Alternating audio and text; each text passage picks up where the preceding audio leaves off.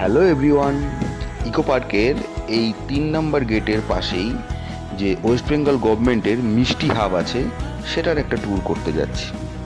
দেখুন কি কি মিষ্টি আছে আর কি কি আপনারা খেতে পারেন।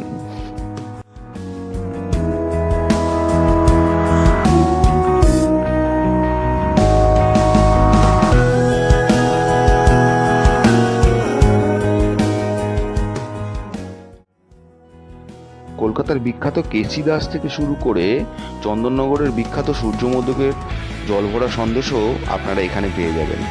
তো আর দেরি কেন, আজই এসে যান কলকাতা মিষ্টি হাব।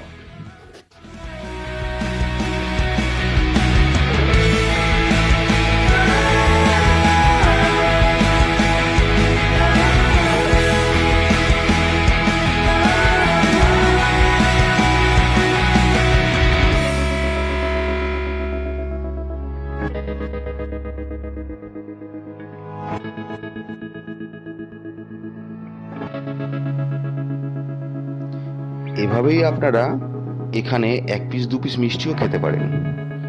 ভালো লাগলে লাইক, কমেন্ট অ্যান্ড শেয়ার করে দেবেন।